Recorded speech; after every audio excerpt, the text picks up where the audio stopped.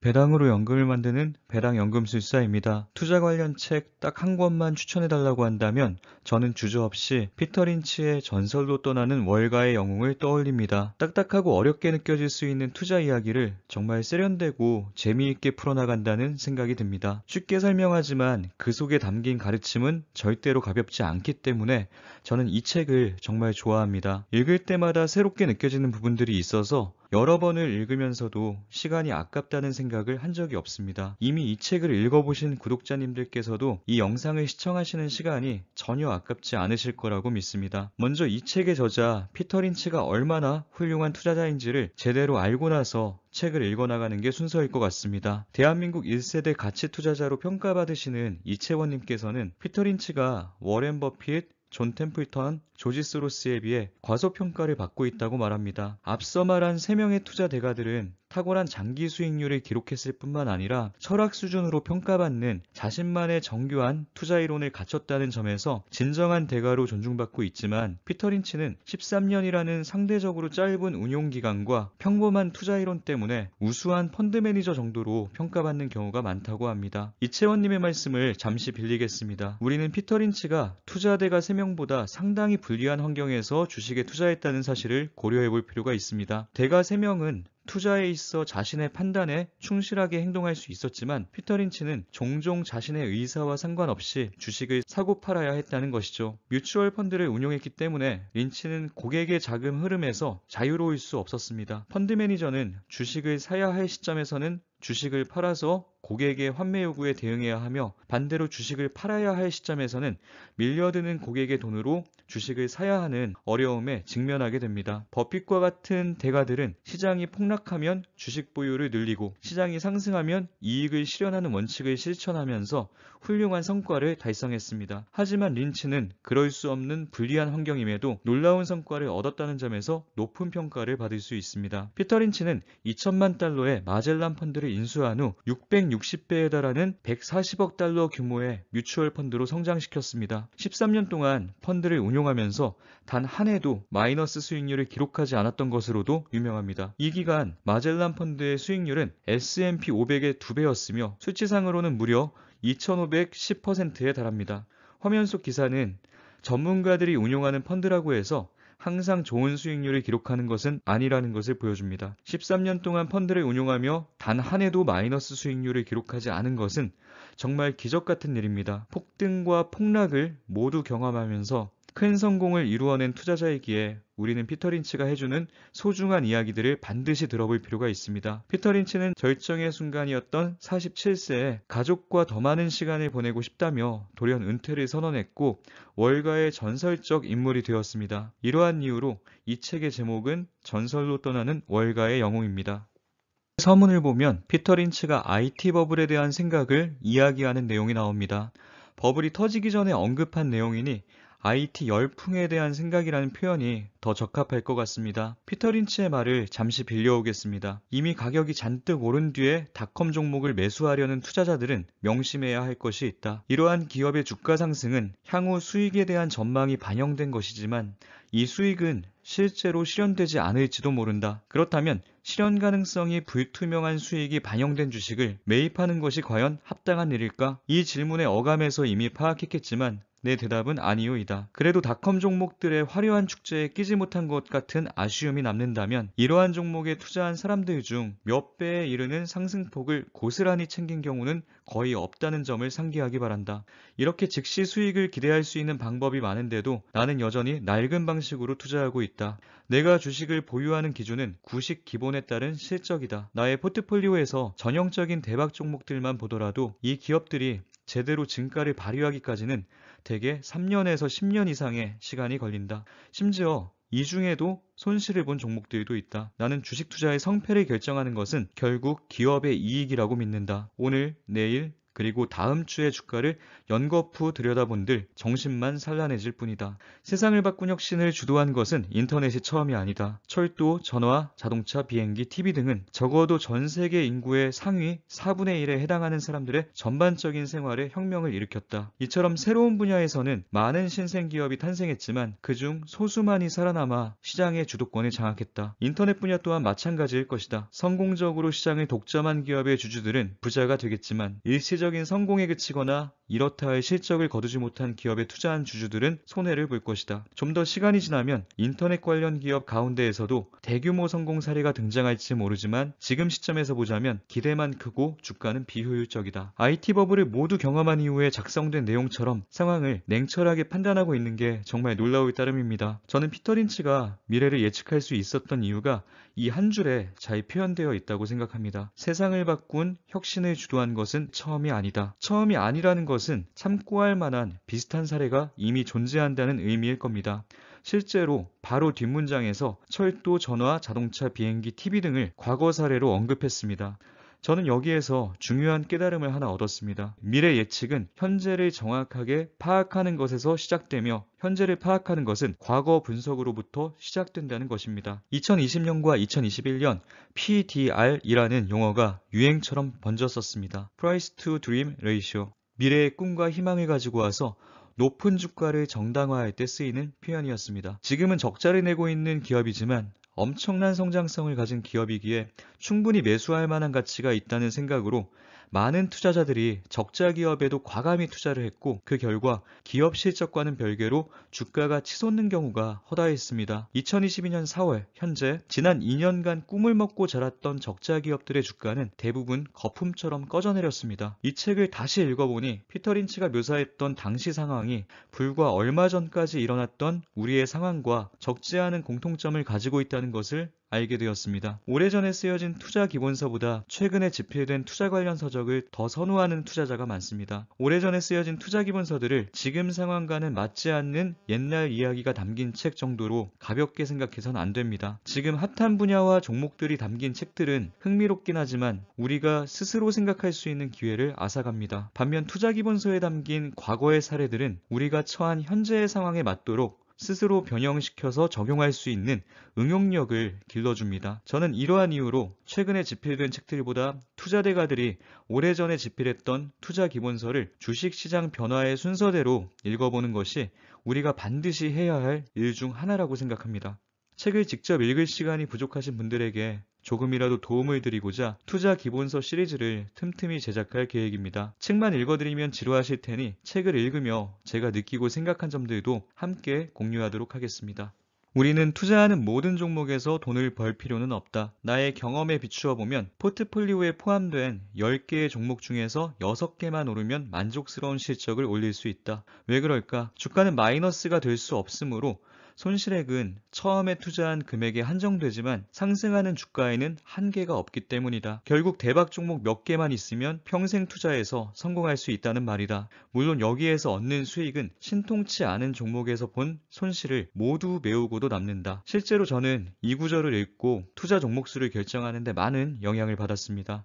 과거 영상들을 시청하신 분들은 모두 아실 테지만 저는 투자 전문가들의 조언과는 달리 꽤나 많은 종목들에 투자하고 있습니다. 상승장에선 수익률 극대화를 위해 종목 수를 과감히 줄였지만 어느 정도 수익을 낸 이후에는 종목과 섹터를 다양하게 분산시켰습니다. 피터 린치의 말처럼 대박 종목 몇 개만 있으면 평생 투자해서 성공할 수 있다는 말. 여기에서 얻는 수익은 나머지 종목에서 본 손실을 모두 메우고도 남는다는 말에 100% 공감합니다. 실제로 제 계좌에는 수익난 종목과 손실난 종목이 함께 섞여 있음에도 불구하고 200에서 300% 이상의 수익을 내고 있는 종목 몇 개가 나머지 종목들의 손실을 여유 있게 커버하면서 전체 포트를 긍정적인 방향으로 끌고 가고 있습니다. 아직도 성장 여력이 많이 남아있다고 판단했기 때문에 큰 수익이 났을 때 투자원금 정도만 수익 실현을 한 뒤 수익금으로 다른 유망 종목 몇 개를 새롭게 담았습니다. 고작 몇 퍼센트 수익이 났다고 해서 전량 매도하고 다른 종목으로 옮겨 타는 것이 아니라 몇 년 후에 100% 이상 오를 것으로 기대되는 종목 여러 개에 장기간 투자한 후 그 중에서 성공한 종목으로 최대한 수익을 누린 후 일부를 매도해서 새로운 종목에 투자하면서 종목 수를 조금씩 늘려가는 전략을 활용해 왔습니다. 새롭게 매수하는 종목 역시 고작 몇 퍼센트 수익을 낸 후 버릴 종목이 아닌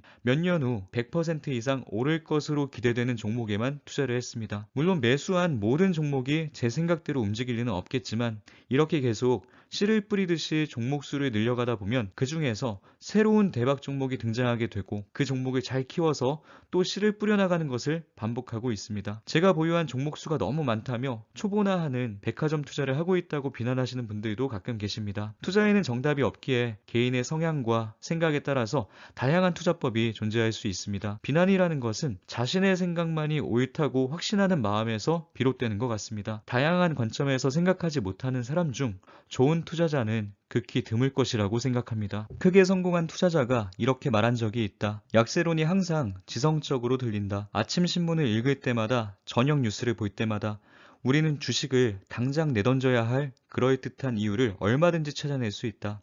강세장 사망론을 들먹이는 기사는 1982년부터 수도 없이 되풀이되었다. 일본의 경기 침체, 중국 및 세계와의 무역 적자, 1994년 채권시장의 붕괴, 1997년 신흥시장의 붕괴, 지구온난화, 오존층 고갈, 디플레이션, 이라크 전쟁, 소비자 부채에서 최근에는 Y2K에 이르기까지 온갖 이유가 난무했다. 2000년 새해 첫날을 무사히 넘기면서 Y2K는 영화 고질라 이후 가장 과장된 공포였던 것으로 드러났다. 주식 과대평가론 또한 지난 몇 년 동안 약세론자들이 줄곧 주장해온 것이다. 언젠가 심각한 약세장이야 다시 오겠지만 결과적으로 40%의 잔인한 폭락 사태가 오더라도 이후의 주가는 전문가들이 주식을 던지라고 떠들던 시점보다 훨씬 높을 것이다. 내가 앞에서도 지적했듯 시장이 절대 과대평가되지 않는다는 말이 아니라 시장이 과대평가되었다고 지레 걱정할 필요는 없다는 말이다. 강세장은 근심의 벽을 타고 오른다는 말이 있다. 근심은 그치는 법이 없다. 최근에는 상상하기도 힘든 다양한 재난의 가능성들이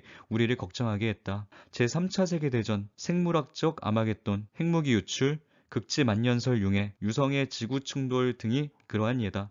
제가 걱정을 내비칠 때마다 아버지께서 자주 하시는 말씀이 있습니다. 걱정을 해서 걱정이 없어지면 걱정이 없을 거다. 우리의 머릿속에서 상상하는 걱정스러운 일들 중 실제로 일어나는 일은 몇 퍼센트나 될까요? 물론 위험에 대비하는 건 언제나 바람직한 일이지만 피터 린치의 말대로 지레 걱정부터 할 필요는 없을 것 같습니다. 주변을 둘러보면 겁이 많은 사람 중에 부자는 없는 것 같습니다. 필요 이상으로 겁을 먹거나 걱정할 필요는 없지만 앞으로 다가올지 모를 위험한 상황들을 제대로 인지하고 미리 준비해두는 자세는 필요하다고 생각합니다. 미국의 장단기 국채 금리가 역전되는 현상이 발생했습니다.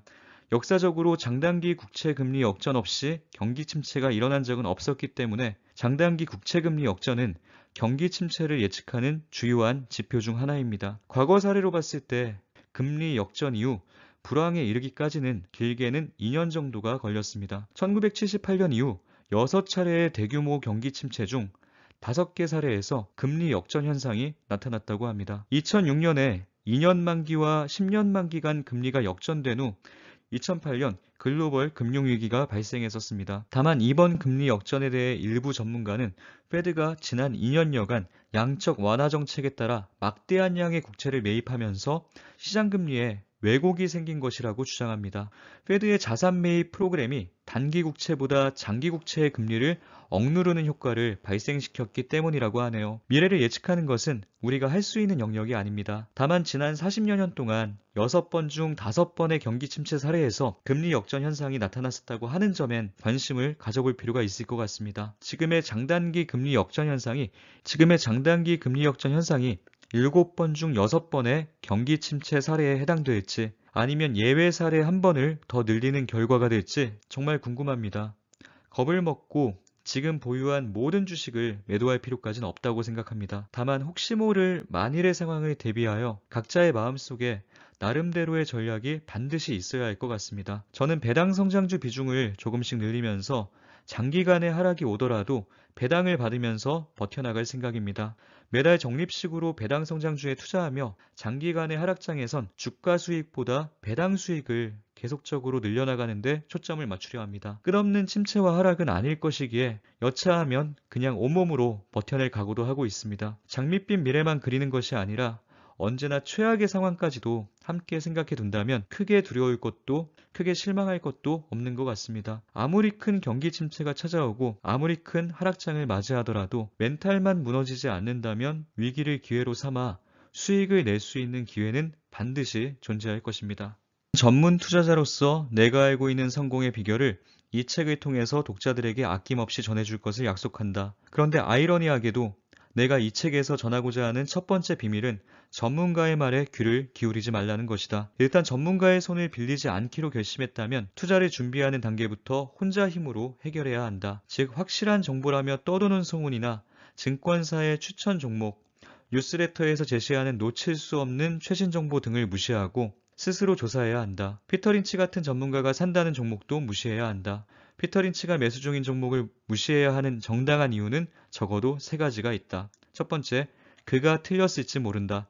전문가라는 사람들도 10번의 투자 중 4번은 지극히 어리석은 선택을 한다는 사실을 끊임없이 되새기게 된다. 두 번째, 그의 선택이 옳다고 하더라도 언제 마음을 바꾸어 그 종목을 매도할지 절대 알 수가 없다. 세 번째, 투자자의 주위에 더 좋은 정보 원천이 널려 있다. 내가 언제든 원할 때 정보를 분석해서 쓸 수 있는 것처럼 투자자 역시 언제든 그러한 원천을 활용할 수 있다는 점이 커다란 장점이다. 저는 피터 린치의 이런 솔직한 점이 참 좋습니다. 성공한 투자자임에도 자신의 권위를 내세우기보다는 겸손히 배어있는 사람인 것 같아서 이 책 속의 내용들이 더 믿음이 갑니다. 월스트리트 용어로 심루타란 10배를 벌어들이는 종목을 말합니다. 피터 린치는 책에서 이렇게 말합니다. 주식시장에서 심루타를 경험해본 사람이라면 그 짜릿한 매력을 잘 알 것이다. 나는 투자를 시작한 초기부터 투자액을 10배로 늘리려는 열정을 키워왔다. 난생 처음 투자한 플라잉 타이거 항공이 몇 배로 뛴 덕분에 나는 대학원에 갈 수 있었다. 지난 10년 동안에는 5루타, 10루타, 드물게는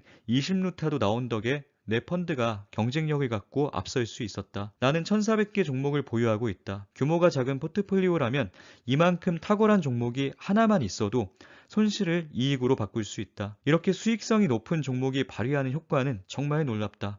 한 종목만 제대로 고른다면 나머지 종목 모두에서 실수를 저질러도 여전히 투자에 성공할 수 있다. 사실 내가 그동안 놓쳐버린 심루타 종목만 열거해도 이 책에서 여러 쪽은 채울 수 있을 것이다. 유망한 기회를 무시하는 일로 치자면 나는 어느 누구 못지않은 전문가다. 한 번은 금색이 최고의 자산주라 할 만한 페블비치 골프링크에 서 있었지만 이 회사가 상장회사인지 물어봐야겠다는 생각을 전혀 하지 못했다. 나무와 그린 사이의 거리를 물어보느라 너무 바빴던 것이다. 다행인 일은 우리 주위에 심루타 종목들이 충분히 많다는 사실이다. 나처럼 대규모 포트폴리오를 보유한 경우에는 심루타 종목을 여러 개 찾아내야 두각을 나타낼 수 있다. 하지만 소규모 포트폴리오를 보유한 독자라면 하나만 찾아내면 된다. 여기에서 잠시 이야기를 나누도록 하겠습니다. 저는 방금 읽어드린 내용 중 버릴 문장이 단 하나도 없다고 생각합니다. 모든 문장에 100% 공감하기 때문입니다. 저는 정말 운이 좋게도 중국의 이양홀딩스라는 종목으로 15루타를 경험해봤고 국내 종목으로는 두산퓨어셀로 7루타, 효성첨단 소재로 8루타를 경험하게 되었습니다. 제가 이런 대박 종목만을 보유하고 있었던 것은 당연히 아닙니다.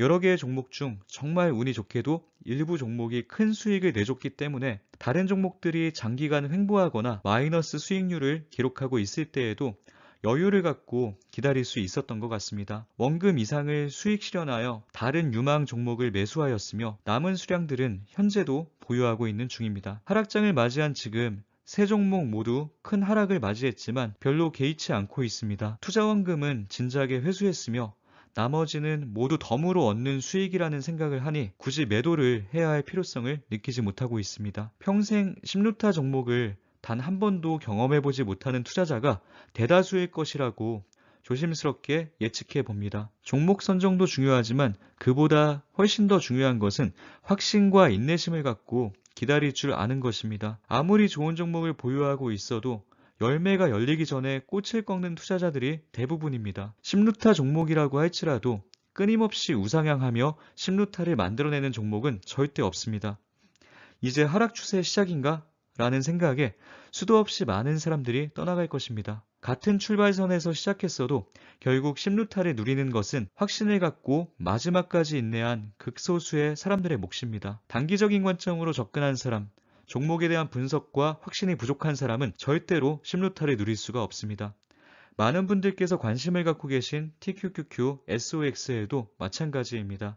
큰 하락장을 활용하여 매수한 후 장기간 보유하면 심루타가 충분히 가능한 종목임에도 많은 투자자들이 큰 수익을 내지 못하거나 손실을 보고 떠나가는 경우가 허다합니다. 수많은 실패를 경험하고 반성하면서 성공의 길을 찾아가는 것도 중요하지만 인내를 기반으로 한 성공적인 경험을 통해 확신과 자신감을 갖는 것도 정말 중요합니다. 저 같은 경우엔 주가의 출렁임에 예민하게 반응하지 않으면서 오랜 기간을 참고 버텨 500% 이상의 수익률을 직접 경험하게 된 후 개인 투자자가 주식시장에서 오랫동안 살아남을 수 있는 방법은 화려한 매수와 매도 스킬이 아닌 좋은 종목 선정 능력과 인내심이라는 것을 깨닫게 되었습니다. 피터 린치도 책에서 비슷한 이야기를 합니다. 책을 읽어드리겠습니다. 플라잉 타이거 항공은 내가 아무렇게나 고른 종목이 아니었다. 비록 과정은 틀렸지만 끈질기게 조사해서 고른 종목이었다. 수업 중에 읽은 한 논문에서 항공산업의 미래가 밝다는 것과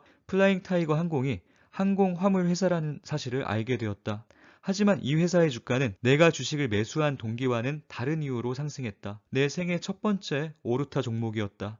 나는 이 주식을 조금씩 팔아서 대학원 학비로 썼다. 플라잉 타이거 항공에서 얻은 수익 덕분에 와튼 스쿨에 다닐 수 있었다. 첫사랑이 장래의 연애에 큰 영향을 미치듯이 첫 종목이 장래의 자금 사정에 커다란 영향을 미칠 수 있다는 점을 생각한다면 내가 플라잉 타이거 항공을 선택한 것은 행운이었다. 이 첫 경험을 통해서 대박 종목이란 반드시 존재하며 시장에는 이와 같은 종목이 더 있을 것이라고 확신하였다. 플라잉 타이거 항공이라는 오르타 종목을 경험한 것이 피터 린치의 투자에 많은 영향을 미쳤던 것 같습니다. 구독자님들의 첫 번째 오르타 종목은 무엇인가요? 경험한 분들보다 경험하지 못하신 분들이 훨씬 더 많으실 거라고 생각합니다. 하지만 주눅들거나 상심할 필요가 없습니다. 우리의 투자는 현재 진행형입니다. 우리 모두 오르타를 넘어 심루타 종목을 보유하게 되는 그날까지 함께하길 바랍니다. 개별 종목으로 오르타, 심루타를 쳐야 한다는 틀에 박힌 생각에서 벗어날 필요가 있습니다.